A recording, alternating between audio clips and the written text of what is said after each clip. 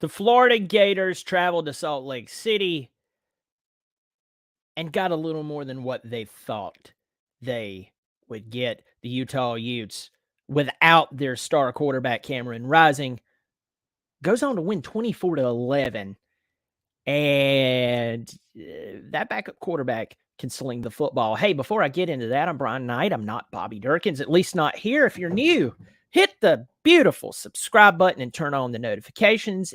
It's totally free. Also, if you want to support the channel, you can do that via Super Thanks or joining, which is very, very affordable. So let's dive right into this game.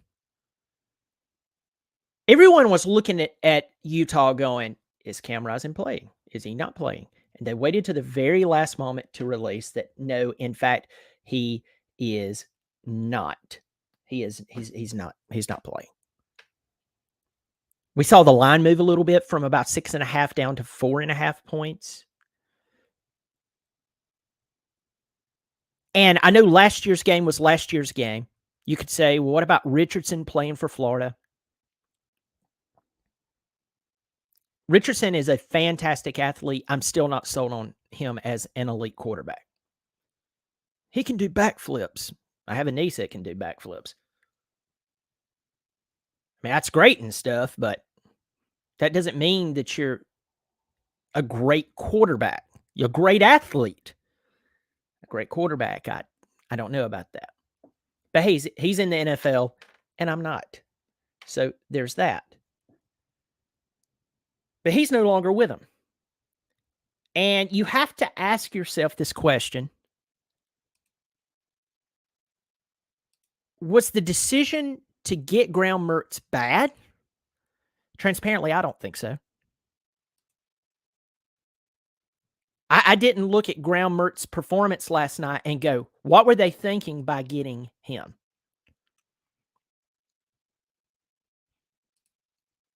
I didn't look at Graham Mertz and go, you're the reason why this is not going great. It's his first game in that uniform in a real life situation against a team who is ready to kill him. I don't think that he did terrible. And I'll get to that more. I mean, the guy was 31 of 44 for 333 yards. It wasn't like he went out there and laid goose eggs, but the man of the hour, the guy who raised eyebrows was Bryson Barnes, the quarterback that took Cameron Rising's place. This guy, he came out and he just did the right things. He was 12 of 18, 159 yards and 1 touchdown. He did not turn over the ball. And you go, well, whoa, hold on. That very first play was 70 yards. So you mean that he only had 89 yards after that? Sure. That's fine. That first play in itself sent a message to Florida, and you saw those secondary members just laying at the feet of the wide receiver. I mean, you're just sitting there looking at you're looking at that wide receiver. Just absolutely, he makes the catch. That's a hard catch to make when you know that you have 2 defenders around you. Even if you've got them beat, you have to ask yourself, how close are they to me? Now, some guys, I mean, they're going to be cocky and they're going to go, nah, that's no big deal. People hear footsteps. But that Whittingham would say, you know what? We are going to come after you on the very first play. I love the aggression. I love the approach to let's just go ahead and let them know we're not trying to ink this game out and just kind of win it. If we can just get out of this game and get Cam Rising back, we'll be fine. We're just trying to get out of this game. Nope, he went after them. And Bryson Barnes did a very, very good job.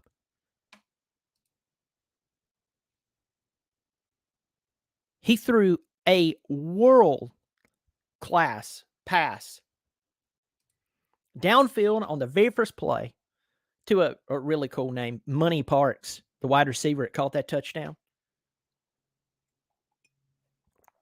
He did it, man. That was just fantastic. That was a fantastic play. And the tight end, y'all forgive me, I cannot remember his name. But there was a pass that Barnes threw to him in the first half. I want to say early first half.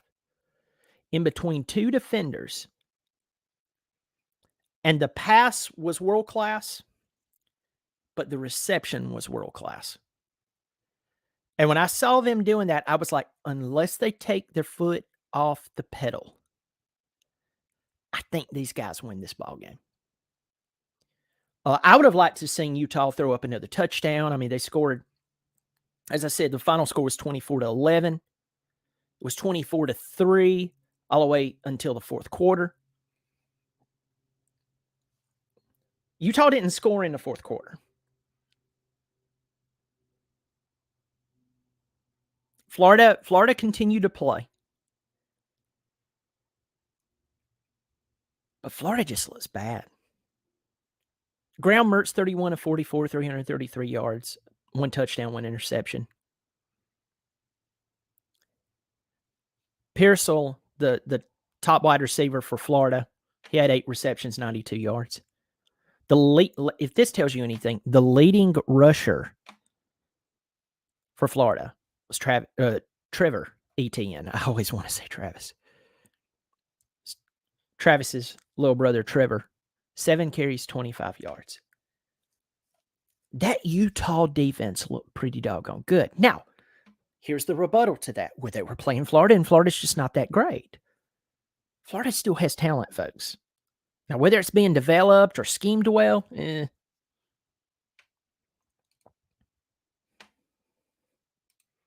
Jonathan Evans is in here. Hey, how's it going? Daddy-O says Florida was a hot mess last night. They sure were. They sure were. Were. One of those words.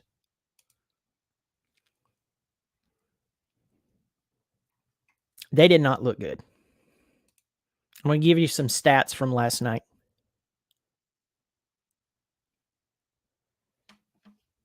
Now, believe it or not, Florida had more first downs than Utah. 17 first downs. Third down efficiency was really odd. Both teams had 13 third downs. Florida was 1 of 13. Utah was 3 of 13. Those numbers, neither one of those numbers are that good. Total yards. Florida had more total yards than Utah. 346 to 270. As I said, Graham Mertz, 333 yards passing. Barnes had 159 yards passing, but they had 165 because they had the other quarterback, Johnson. He came in. And he was the leading rusher for the team, by the way. Nate Johnson. He's a freshman out of California. He only threw for 6 yards, so they finished with 165 passing. They did turn over the ball. There was only one turnover, and it was an interception. When you get to the rushing yards, that's where things get interesting.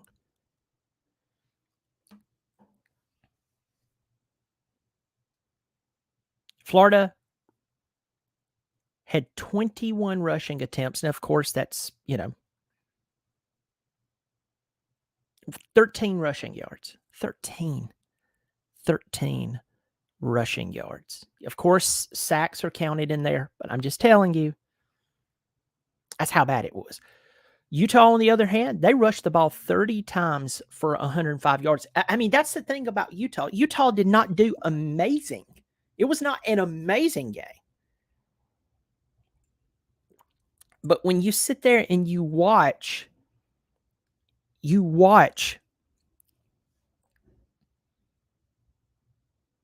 Utah play without their starting quarterback, that's a big deal. That run by Johnson, that was a big deal. That was a really, really big deal. Now, you could say in the third quarter at about the 12-minute mark, Mertz threw that pass. It got batted up. It got bounced around, and Utah gets the ball inside the red zone. They get the ball in the red zone, and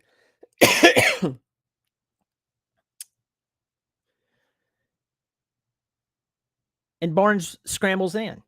That's 24-3.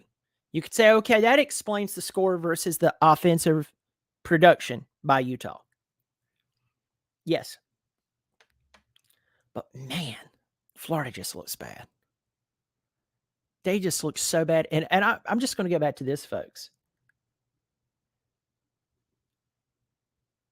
Napier was not the right man for this.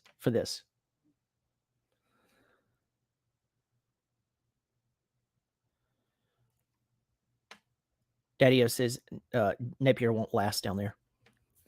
Vol State said Florida might be terrible, but they always get up for Tennessee. I wish we could blow them out of their place. May their brine. It's good to see you. Thanks, Vol State. I'm going to close this video down. You're right. My brother-in-law graduated UT, and he said Utah can be terrible. Or not Utah, Florida can be terrible. And when they play Tennessee, it's like they're about to play the Super Bowl. They always play up for that game. At this rate, and I'm going to look at Florida's schedule real quick as I'm speaking. They have McNeese next. Then they play Tennessee on the 16th. They play Charlotte. Then they play Kentucky. They play Vanderbilt. If Tennessee blows them out of the water, Napier's going to feel the heat bad. But if they were to blow a game to, say, Vanderbilt, I don't think so. I don't think they will. But then they play South Carolina. As much as I hate South Carolina wants revenge of what happened last year because Florida blew them out of the water. Then they play Georgia. Georgia's going to murder them. They play Arkansas. Then they play LSU. Then they play Missouri. And they finish off the season with Florida State. Who knows how good Florida State really is? He may not last after this season. And if he were to drop a game to say that Tennessee beats the crap out of him and just haphazardly Vanderbilt plays up and shocks the world, which I don't think it would be too great of a shock, and beats Florida, they might fire him midseason. But here's what I'll say about Billy Napier.